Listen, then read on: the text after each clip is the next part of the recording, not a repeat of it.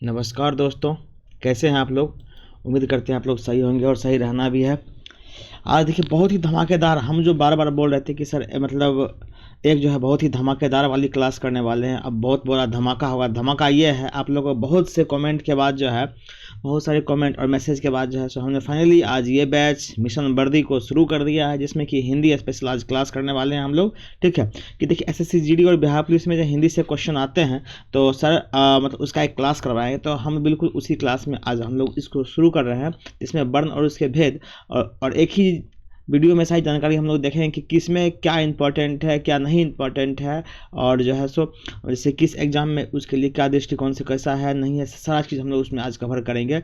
तो देखते हैं और वीडियो में आगे बढ़ते हैं। यदि वीडियो अच्छा लगता है तो आप लोग बिल्कुल चैनल को सब्सक्राइब कर लें और वीडियो को लाइक करें और दोस्तों में शेयर करें, ताकि सभी को इस बार लेके पार करना है। एसएससी जीडी में जो है और बिहार पुलिस में बिल्कुल एक ही क्लास से हम लोग दोनों को कवर अप कर लेंगे। ठीक है, तो देखिए मिलित है कि थोड़ा सा उसके सिलेबस का हम लोग कवर करते हैं। ज़्यादा कुछ तो अभी नहीं कर पाएंगे, लेकिन इस वीडियो में सिर्फ जो है सो अभी हम लोग मिले सिलेबस को कवर करेंगे कि किस में क्या पढ़ना चाहिए, किस में क्या मतलब थोड़ा सा कम करना चाहिए। और देखिए दोनों परीक्षा में हम लोग जो यहाँ पर देखिए बेसिक रूप से जो है दोनों परीक्षाओं के लिए इन विषयों पर पकड़ बनाना बहुत ज़रूरी है। तभी क्या होगा कि एसएससी जीडी और बिहार पुलिस के लिए हम लोग फाइनली जो है सो मतलब पकड़ बना पाएंगे और उसमें अपना सिलेक्शन कर पाएंगे। देखिए जैसे कि आपका अल्फ़ाबेट्स है, मतलब वर्णमाला है यदि, तो देखिए एसएससी जीडी में थोड़ा सा कम भी रहेगा तो चलेगा, लेकिन बिहार पुलिस में इसके लिए बहुत ही इंपॉर्टेंट रहने वाला है।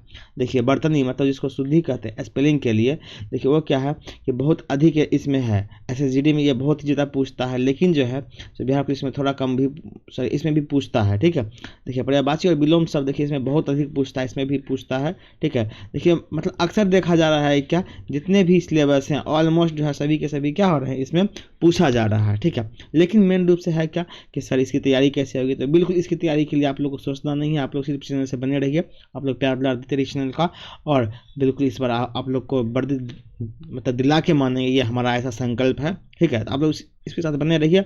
इसका जो है सो बिल्कुल बारी बारी से हिंदी के साथ साथ जो है सो बिल्कुल अभी तो टाइम है हम लोग के साथ, हिंदी के साथ साथ जो है सो बिल्कुल साइंस का, उसके बाद जो जीएस पेपर का, मैथ का, रीजनिंग का सब क्लास हम लोग यहाँ अवेलेबल करते जाएंगे और बहुत ही इंपॉर्टेंट होने वाली है क्लास। तो बिल्कुल देर नहीं करते हुए चैनल को आप लोग सब्सक्राइब जरूर करें। देखिए कह रहा है कि तैयारी शुरू कैसे करें, तो बहुत सारे बच्चों का सर तैयारी शुरू कैसे करें स्टेप बाय स्टेप, ठीक है गाइड कर दीजिए हमें। तो देखिए सबसे पहले क्या करना है स्टेप में, देखिए क्या करना है कि व्याकरण की जो है वो जानकारी नींव मतलब बेसिक ग्रामर को हम लोग को पढ़ना। जैसे पहले क्या संज्ञा क्या होता है, सर्वनाम क्या होता है, क्रिया विशेषण क्या होता है, अभी को समझना, ये सही चीज़ को समझना पड़ेगा। ठीक है, तभी क्या होगा कि हम लोग जो है सो बेसिक तरीके से मतलब इस पर पकड़ बना पाएंगे। देखिए दूसरा कह रहा है कि बिहार पुलिस के लिए सर कारक, काल और पर विशेष ध्यान देना। इसलिए क्या करना है, देखिए कारक पर ध्यान देना है और काल पर जैसे विशेष रूप से ध्यान देने वाला है। आपका बेस्ट स्ट्रेटजी यही रहा। ठीक है, देखिए एसएससी जीडी के लिए क्रिया और विशेषण से जुड़े वाक्य शुद्धि के प्रश्नों की अभ्यास करें। ठीक है, जीडी के लिए क्या करना है कि क्रिया, विशेषण और वाक्य शुद्धि का बहुत ज़्यादा मतलब आपको प्रयोग करना है, जो बहुत ज़्यादा आपको क्वेश्चन को करना है, ताकि क्या होगा आपका जीडी के लिए अच्छा रहेगा। देखिए स्टेप 2 का रहा है कि शब्द भंडार, आपके पास वोकैबुलरी होनी चाहिए। मतलब जैसे कि देखिए एक शब्द अनेक शब्द में क्या होता है, आपका शब्द भंडार का ही यूज किया जाता है। तो मतलब कहाँ आप मिस कर रहे हैं उसको हमको करना। इसके देखिए इसलिए क्या करना होगा कि रटने के बजाय 10 शब्द डेली पढ़ना है। ठीक है, जैसे विलोम शब्द हो गया, अमृत का विष होता है, इस तरीके से क्या करना 10 शब्द को डेली करना है। देखिए पर्यायवाची कैसे करना है, जैसे आकाश के लिए नभ, गगन, व्योम, ये सही होते हैं। देखिए अनेक शब्दों के लिए एक शब्द, जैसे कि जो कभी न मरे उसे अमर कहते हैं। ठीक है, उसे क्या कहते हैं, अमर कहते हैं। मतलब देखिए हमें करना क्या है, बेसिक रूप से हमें क्या करना है कि बिल्कुल ये सारी चीज़ें को हम लोग को कवर करना है, ताकि जो है सो हम लोग एग्ज़ाम में बेहतर कर पाएंगे। ठीक है, तो बिल्कुल आप बने रहिए। देखिए मतलब ये कोई बहुत बड़ा चीज़ है नहीं, लेकिन हम लोग को जो है सो सिर्फ आप मेरे साथ बने रहिए। मैं आपको वचन देता हूँ, मैं आपको गारंटी दिलवाता हूँ, विश्वास दिलवाता हूँ कि आप लोग को जो है सो सिलेक्शन फिक्स करवा के मैं मानूंगा। ठीक है, देखिए क्या है उसको ऐसे, देखिए फिर कह रहा है कि स्टेप 3 में देखिए आपका जीडी में जो है सो शुद्ध वर्तनी के 2-3 सवाल पक्के होते हैं। देखिए 2-3 सवाल मतलब क्या, कम से कम देखिए जीडी में देखिए 2 से 3 सवाल कहने का मतलब हमारा ये हो गया कि कम से कम देखिए 3 सवाल हुआ तो 6 मार्क्स का हो गया आपका। ठीक है, और 2 सवाल हुआ तो आपका 4 मार्क्स का हो गया आपका। ठीक है। तो ये देख लीजिएगा। देखिए परीक्षा के अनुसार देखिए विशेष टिप्स क्या है कि जीडी के लिए यह परीक्षा प्रयोग पर आधारित है। यहाँ अगर ध्यान में खाली स्थान भरने वाले क्लोज टेस्ट जिसको बोलते हैं सवाल ज़्यादा आते हैं, जैसे कि कठिन व्याकरण, रस, छंद, अलंकार पढ़ने की जरूरत नहीं, ये सभी इसको पढ़ने की जरूरत है ही नहीं। चलिए अब देखिए ज़्यादा देर नहीं करते हुए हम आगे बढ़ते हैं। ये कह रहा है कि बिहार पुलिस के लिए सर यहाँ संधि, समास और उपसर्ग के लिए गहरे सवाल पूछे जाते हैं। देखिए बिहार पुलिस में क्या होता है, ध्यान रखिएगा, संधि, समास और उपसर्ग प्रत्यय के लिए बहुत ही गहरे सवाल पूछे जाते हैं। इसको अच्छे तरीके से करने की जरूरत है। और इसके लिए जो है सो कक्षा 10 के हिंदी लेखकों और उनके रचनाओं के नाम याद जरूर कर लेना है। ये आपका जो है सो बेस्ट आपका स्ट्रेटजी यहाँ तक रहा था। ठीक है, ठीक है, आगे देखते हैं। देखिए अब हम लोग शुरुआत करते हैं। देखिए क्लास का कहता है कि वर्ण किसे कहते हैं, ध्यान रखिए। देखिए वर्ण क्या होता है, वर्ण वह भाषा की छोटी या न्यूनतम इकाई है जिसका कोई खंड या टुकड़ा नहीं किया जा सकता, उसे वर्ण कहते हैं। ठीक है, क्या कह रहा है, उसे वर्ण कहते हैं। देखिए वर्ण कहने का मतलब है क्या, ये सबसे छोटी इकाई है और इससे कोई छोटी और इकाई नहीं हो सकती, उसे क्या कहते हैं हम लोग, वर्ण कहते हैं।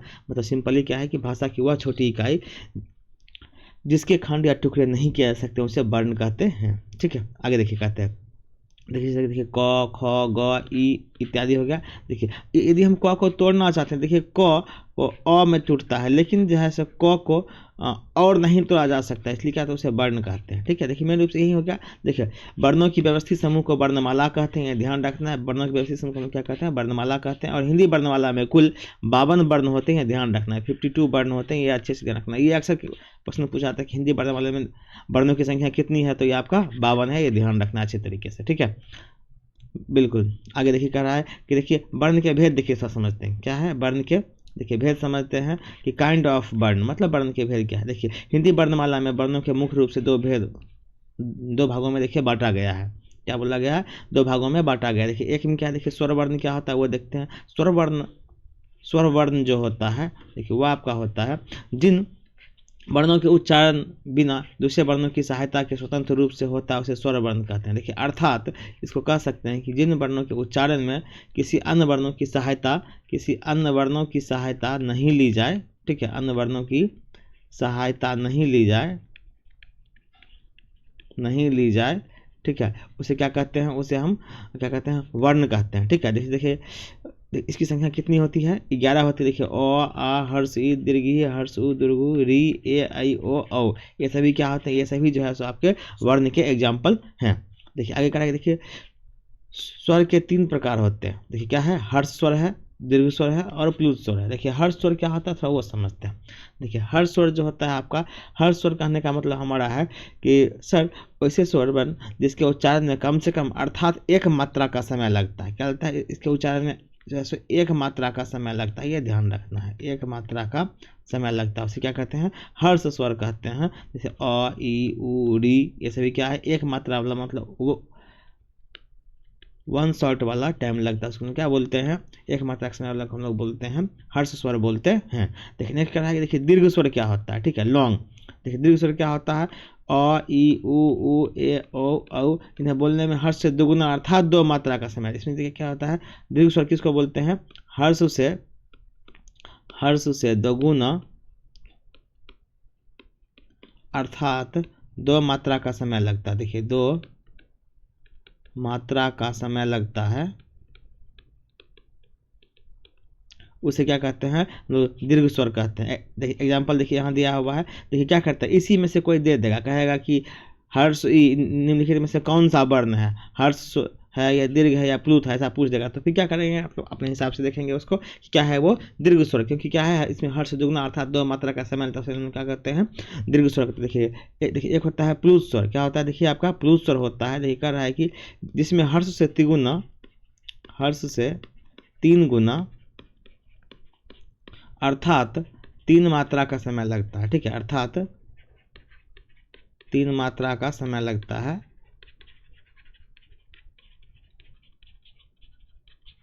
उसे हम लोग क्या कहते हैं, उसे हम लोग जो है प्लुत स्वर कहते हैं। जैसे देखिए कि ओम। ठीक है, दीर्घ री, लरी, ये सभी जो हैं सो क्या होंगे आपके प्लुत स्वर के एग्जाम्पल होंगे। देखिए आगे बढ़िए, तो कह रहा है देखिए व्यंजन क्या होता है, ठीक है, क्या कर रहा है व्यंजन क्या होता है। देखिए बिहार पुलिस में और उसमें ज़्यादा कुछ करने की जरूरत नहीं, सिर्फ इतना ही आप लोग कर लीजिएगा तो बिल्कुल अच्छे तरीके से हम लोग उसको कवर अप कर सकते हैं, ठीक है। देखिए व्यंजन वर्ण क्या होता है, कॉन्सोनेंट उसको कहते हैं। देखिए जिन वर्णों के उच्चारण में स्वर वर्ण की सहायता ली जाए उसे हम लोग क्या कहते हैं, व्यंजन वर्ण कहते हैं। उसे क्या कहते हैं, व्यंजन वर्ण कहते हैं। मतलब क्या, जिन वर्णों के उच्चारण में जैसे स्वर वर्ण की सहायता लिया जाता है उसे हम लोग क्या कहते हैं, व्यंजन वर्ण कहते हैं, ठीक है। देखिए इससे क्या होता है, देखिए क को बोलने के लिए क्या होता है, देखिए क को बोलने के लिए देखिए अ की जरूरत पड़ रही है ना। देखिए क, इसको यदि करेंगे तो क हलंत अ हलंत अ हो जाएगा, तो ये क्या होता है, देखिए तब मिलकर पूरा होता है क।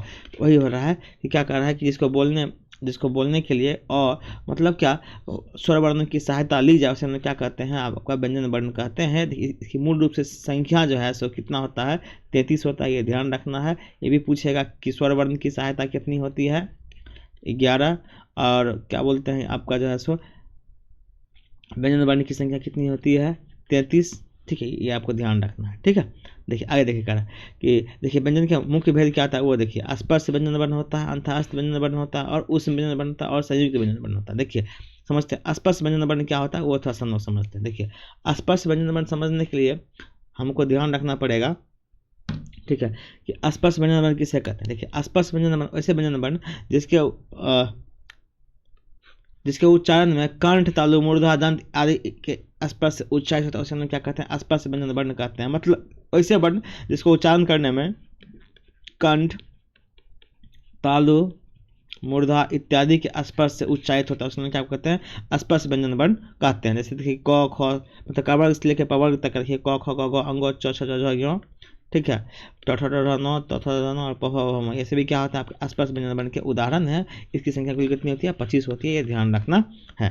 देखिए एक होता है देखिए अंतःस्थ व्यंजन वर्ण, ये क्या होता है, देखिए ये जो है तो स्वर और व्यंजन के बीच स्थित होता है। ये क्या होता है, देखिए आपका स्वर और व्यंजन के बीच स्थित होता है, इसको हम लोग क्या बोलते हैं, अंतःस्थ व्यंजन वर्ण बोलते हैं। और ये जो है आपका संख्या इसकी 4 होती है, ये ध्यान रखना है। य र ल और व होता है इसकी अंतःस्थ व्यंजन वर्ण। देखिए एक होता है उष्म व्यंजन वर्ण, देखिए ये क्या होता है वो समझते हैं। देखिए उष्म व्यंजन वर्ण मतलब कहने का मतलब ये है हमारा कि ऐसे व्यंजन वर्ण जिसके उच्चारण में एक विशेष घर्षण के साथ मुख से गर्म हवा बाहर आता है उसको हम लोग क्या बोलते हैं, उष्म व्यंजन वर्ण कहते हैं। तालव श, मूर्धन श, दंत श और ह जो है सो उष्म व्यंजन वर्ण के उदाहरण है। इसकी भी संख्या कितनी होती है, 4 होती है। देखिए एक कहा देखिए संयुक्त व्यंजन वर्ण क्या होता है वो समझते हैं। देखिए संयुक्त व्यंजन वर्ण को त्रों, अक्ष, त्रों, ज्ञ, स्रों, ये जो है 2 वर्णों के मेल से बनता है उसको क्या बोलते हैं, जो 2 वर्णों के मेल से बनता है उसको क्या बोलते हैं, संयुक्त व्यंजन वर्ण बोलते हैं। देखिए आगे देखते समझते हैं। देखिए इसका देखिए अब मैंने उससे देखिए किसी कितनी संख्या होती है वो इसमें हम लोग दे दिए हैं। ये best for the SSC GD and Bihar police के लिए देखिए है।